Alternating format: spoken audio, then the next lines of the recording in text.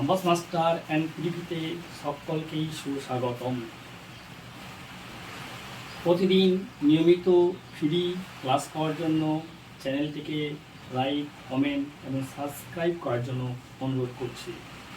আজকে আমি আলোচনা করব লজিকের একটি গুরুত্বপূর্ণ অংশ। লজিকে বাংলা হবে যুক্তি, আর এই যুক্তি তৈরি হয় কি দিয়ে? না, বচন দিয়ে। তাহলে বচন কীভাবে তৈরি হয় এই বিষয়টি আমাদেরকে স্বচ্ছভাবে আগে জেনে নিতে হবে। অর্থাৎ একটি বাক্য কিভাবে পূর্ণাঙ্গ বচনের রূপ পাবে সেই বিষয়টি আজকে আমি আলোচনা করব। সবাই লক্ষ্য করো, বাক্য থেকে বচন করার নিয়ম। যে কোনো ব্যাকরণসম্মত বাক্যকে যদি বচনে রূপান্তরিত করতে হয় তাহলে আমাদেরকে কতগুলি প্রাইমারি তথা প্রাথমিক নিয়ম অবশ্যই মনে রাখতে হবে। এক নম্বর নিয়ম হলো উদ্দেশ্য পদ, বিধেয় পদ। অর্থাৎ ব্যাকরণসম্মত বাক্যে যেটি উদ্দেশ্য পদ থাকবে বচনেও সেটি উদ্দেশ্য পদ হবে। ব্যাকরণসম্মত বাক্যে যেটি বিধেয় পদ থাকবে বচনেও সেটি বিধেয় পদ হবে, কোনো পরিবর্তন করা যাবে না। যদি নিয়মে বলা থাকে তাহলেই উদ্দেশ্য এবং বিধেয় পদের স্থান পরিবর্তন হতে পারে বা চেঞ্জ হতে পারে। তাছাড়া কখনোই বাক্যের উদ্দেশ্য পদ বা বিধেয় পদ বচনের ক্ষেত্রে পরিবর্তন করা যাবে না নিয়ম ছাড়া। দ্বিতীয়ত, অর্থ। এটা একটা গুরুত্বপূর্ণ বিষয়। বাক্য থেকে যখন আমি বচন করব আমাকে লক্ষ্য রাখতে হবে বাক্যের যে অর্থ আছে বচনেও যেন সেই একই অর্থ প্রকাশ পায়, অন্য অর্থ প্রকাশ করলে চলবে না। যেমন ধরো, সব বৃত্ত গোলাকার, এটি একটি বাক্য। এই বাক্যটিকে বচনে করতে হলে এই যে বৃত্ত আর গোলাকার এই বিষয় দুটি স্পষ্টভাবেই থাকবে বা এই অর্থ দুটি উল্লেখিত হতে পারবে বা এই অর্থ দুটি উল্লেখিত হতে হবে। যেমন সকল বৃত্ত হয় গোলাকার ক্ষেত্র। বৃত্ত বৃত্ত একই অর্থ, গোলাকার গোলাকার ক্ষেত্র। অর্থাৎ বাক্য থেকে যখন বচন করব উভয়েরই অর্থ একই থাকবে। ক্রম, এই ক্রম বিষয়টি বাক্য থেকে বচন তৈরি করার যে পর্যায় ছিল সেখানে আগে আলোচনা করা হয়েছে, তবু আরেকবার আমরা প্রাইমারি নিয়ম হিসেবে এটা আলোচনা করে নেব। বাক্য থেকে বচন করার আমরা ক্রমটা জেনেছি। বিশিষ্ট একবাচক সর্বনাম নামপদ ছাড়া বাকি সমস্ত ক্ষেত্রে ক্রমটি হলো মানক, উদ্দেশ্য, সংযোজক, বিধেয়। এখানে মানক হিসাবে আমি মানক না লিখে লিখেছি সকল। তার কারণ আছে, সকল দিয়েই মানক বিষয়টি স্পষ্টভাবে বোঝা যায়। উদ্দেশ্য, সংযোজক, বিধেয়, এই চারটি ক্রম অনুসারে বাক্যকে পরপর সাজাতে হবে, তবেই একটি বচন পাওয়া যাবে। 4 নাম্বার, পরিমাণ। এই পরিমাণের বিষয়টা খুব স্পষ্টভাবে উল্লেখ থাকা জরুরি বাক্য থেকে বচন করার সময়।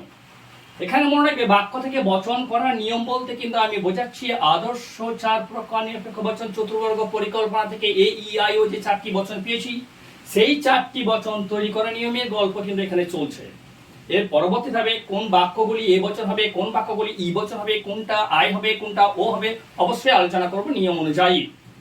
তাহলে পরিমাণ বিষয়টা এই জন্য উল্লেখ করতে হবে কারণ আমরা চতুর্বর্গ পরিকল্পনাতে দেখে নিয়েছি সামান্য সদর্থক বচন এ বচন, সামান্য নঙ্গর্থক বচন হচ্ছে ই বচন, বিশেষ সদর্থক হচ্ছে আই বচন এবং বিশেষ নঙ্গর্থক হলো ও বচন। তাহলে প্রত্যেকটি বচনে কিন্তু পরিমাণ আছে। এই জন্য পরিমাণ বিষয়টি সুস্পষ্টভাবে উল্লেখ থাকা খুবই জরুরি বা উল্লেখ করতেই হবে।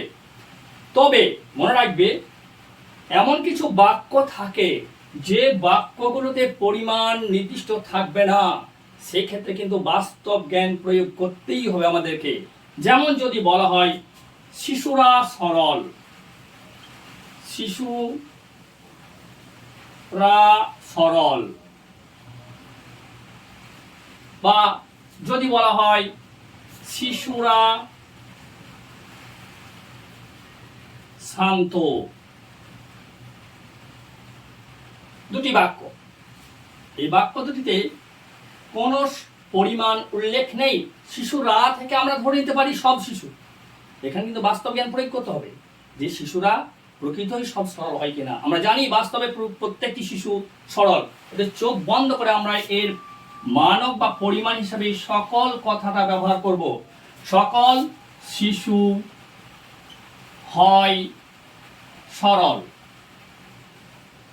কিন্তু দ্বিতীয় বাক্যটা শিশুরা শান্ত, এখানে শিশুরা বলতে সব শিশুকেই ধরা হচ্ছে। কিন্তু যদি আমরা বাস্তব জ্ঞান প্রয়োগ করি বা বাস্তবে পর্যবেক্ষণ করি তাহলে আমরা অচঞ্চল অশান্ত শিশু দেখতে পাবই। অতএব এক্ষেত্রে সকল শিশু হয় শান্ত এই কথাটা বলা উচিত হবে না। এক্ষেত্রে কিন্তু আমাকে করতে হবে কোন কোন শিশু হয় শান্ত প্রকৃতির। তাহলে বোঝা গেল বাস্তব জ্ঞান কোথায় প্রয়োগ করতে হচ্ছে। আমাকে বাস্তবে একটু বিচার করে দেখে নিতে হবে যে বাক্যটির পরিমাণ সামান্য না বিশেষ হবে। এই দুটি বাক্যতেই কিন্তু স্পষ্ট হয়ে যাবে। শিশুরা সরল বলতে সকল শিশু হয় সরল, এখানে পরিমাণ হলো সামান্য। আবার শিশুরা শান্ত, আমরা বাস্তবে জানি বা দেখেছি যে সব শিশু শান্ত নয়, অতএব এখানে পরিমাণ হিসাবে চলে এলো বিশেষ, অর্থাৎ কোন কোন। পরের পয়েন্ট হলো গুণ। এই গুণ বিষয়টিও বচনের ক্ষেত্রে স্পষ্টভাবে উল্লেখ করা খুবই জরুরি। গুণ যদি স্পষ্টভাবে উল্লেখ না থাকে তাহলে কিন্তু কোনো বাক্য পূর্ণাঙ্গ বচনের রূপ পাবে না। যেমন একটা উদাহরণ সাহায্যে আমরা দেখে নিতে পারি, সে গান গায়, সে গান গায়, এটি একটি বাক্য। এখানে কিন্তু গুণ স্পষ্টভাবে উল্লেখ করতে হবে। সে হয় ব্যক্তি, এই হয় এই গুণটি কিন্তু স্পষ্টভাবে উল্লেখ করতে হবে। সে হয় ব্যক্তি যে গান গায়, এই হয়ে গেল গুণ স্পষ্ট। যদিও বাক্যতে কোনো গুণ ছিল না, হ্যাঁ বাক্যটা আকার ছিল সদর্থক, এই সদর্থক আকার দেখে আমি কিন্তু গুণটা হাস্যসূচক বা হয় বসালাম। যদি কোনো বাক্য এরকম নঙ্গর্থক হয় তাহলে সেক্ষেত্রে সংযোজকটি স্পষ্টভাবে নঙ্গর্থকই চিহ্ন বসাতে হবে। 6 নম্বর এলে, এটা একটা খুব গুরুত্বপূর্ণ নিয়ম বাক্য থেকে বচন করার ক্ষেত্রে, আবশ্যিক নিয়ম। যখন কোনো বাক্যকে আমি তর্কবিদ্যা সম্মত রূপ দেব তখন আমাকে প্রথমেই কিন্তু লিখতে হবে বচনাকার অথবা লজিক ফর্ম। বাংলায় লেখা যায় বচনাকার বা এটাকে বচন রূপ বলা যায়। শুধু বচন লিখলেও হয়, আর এটা সংক্ষেপে লজিক ফর্ম এল ফুল স্টপ এফ, এটা লিখতেই হবে লজিক ফর্ম। তারপরে আমি বাক্য থেকে বচন করার নিয়ম অনুযায়ী পরিমাণক বসাবো, উদ্দেশ্য পদ বসাবো, সংযোজক বসাবো, তারপর আমি বিধেয় পদ বসাবো। তাহলে এটা মনে রাখা খুবই জরুরি প্রাথমিক নিয়ম হিসেবে। বিধেয় অংশে নঙ্গর্থক, যদি কোনো বাক্যে বিধেয় অংশে নঙ্গর্থক চিহ্ন থাকে তাহলে সেই নঙ্গর্থক চিহ্নটাকে বিধেয় অংশে রাখা চলবে না, সেখান থেকে কিন্তু বিধেয় অংশটাকে ডিলিট করতে হবে এবং বিধেয় অংশ থেকে নাসূচক ইঙ্গিতটি তুলে আমাকে সংযোজকের জায়গায় বসাতে হবে। যেমন একটা উদাহরণ নেওয়া যাক, সব মানুষ ভুল করে না, ভুল করে না, স্পষ্ট দেখা যাচ্ছে বিধেয় অংশে নঙ্গর্থক চিহ্ন রয়েছে। এই নঙ্গর্থক চিহ্নটাকে তুলে নিয়ে আসতে হবে, এইটাকে নিয়ে আমি সংযোজক করে আমি বচনটা করতে পারবো। যেমন যদি এটি বচন করা হয় তাহলে হবে কি, কোন কোন মানুষ নয় এমন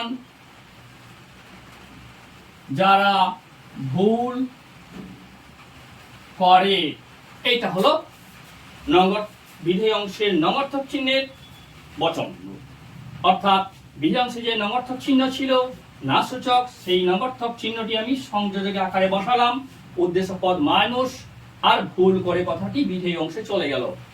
এইভাবে বিধেয় অংশে যদি কোনো নঙর্থক চিহ্ন থাকে তাহলে তাকে বচন করতে হবে। এটাও কিন্তু বচনের একটি প্রাথমিক ধাপ বা প্রাথমিক নিয়ম।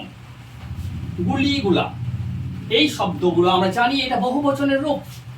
অনেক বাক্যতেই বহুবচনের রূপ থাকবে, কিন্তু মনে রাখবে বচন করার সময় সেই বহুবচন পরিত্যাজ্য করতে হবে।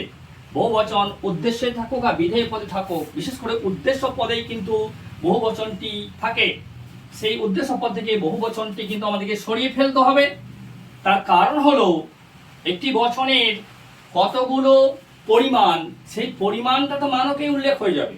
যদি টোটাল বিষয় বোঝায় তাহলে সকল দিয়ে সদর্থক হলে, আবার টোটাল বিষয় না করতে হলে কোনো দিয়ে সেখানে পরিমাণ উল্লেখ হয়ে গেল। যদি আংশিক বিষয় হয় তাহলে কোনো দিয়ে আমরা আগেই জেনেছি। তাহলে একাধিকবার বহুবচন কথাটি ব্যবহার করা যায় না। যেমন একটা এক্সাম্পল দেখো, ফুলগুলি সুগন্ধযুক্ত, এটা একটা বাক্য। এই যে গুলি কথাটা আছে, এই গুলি কথাটা আমাকে হাঁটিয়ে দিতে হবে। এখান থেকে আমাকে বুঝে নিতে হবে পরিমাণ কি, বাস্তব জ্ঞান প্রয়োগ করতে হবে। আগেই বলেছি, তাহলে ফুলগুলি সুগন্ধযুক্ত, এর যদি বাস্তব জ্ঞান প্রয়োগ করি, বাস্তবে কি সব ফুল সুগন্ধ আছে, সব ফুলের কি সুগন্ধ আছে? তা কিন্তু নেই। তাহলে আমি বলতে পারি না সকল ফুল হয় সুগন্ধযুক্ত। তাহলে আমাকে অবশ্যই আংশিক দিকে যেতে হবে। তাহলে আমাকে বচন আকার কি করতে হবে? কোন ফুল হয় সুগন্ধ যুক্ত। তাহলে গুলিগুলা কোথায় গেল? গুলি কিন্তু এখানে পরিত্যাজ্য হয়ে গেল। এটা কিন্তু বাক্য থেকে বচন করার একটা প্রাথমিক অতি গুরুত্বপূর্ণ নিয়ম। তাহলে আমরা বুঝতে পারলাম যে বাক্য থেকে বচন করতে হলে প্রাথমিক কতগুলো নিয়ম আমাদেরকে অবশ্যই মনে রাখতে হবে। এই প্রাথমিক নিয়মগুলো যদি আমরা ঠিকভাবে অনুধাবন করতে পারি বা ফলো করতে পারি, তাহলে একটি বাক্যকে বচনে রূপান্তরিত করতে কোনো সমস্যা হবে না। শুধু তাই নয়, কোন বাক্যটি সামান্য সদর্থক বচন হবে, কোনটি সামান্য নগর্থক হবে, বা কোনটি বিশেষ সদর্থক হবে, বা কোনটি বিশেষ নগর্থক হবে, তা সহজে আমরা করতে পারবো। অর্থাৎ এ, ই, আই, ও চারটা বচন খুব সহজে আমরা তৈরি করে নিতে পারবো। তাহলে এবার আমরা সরাসরি চলে যাব চতুর্বর্গ পরিকল্পনা অনুযায়ী যে চারটি বচন আছে, অর্থাৎ কোনটি এ বচন, কোনটি ই বচন, বা কোনটি আই বা কোনটা ও করব, সেই নিয়ম অনুসারে আমরা ওই আলোচনায় এরপরে ক্লাসে চলে যাব।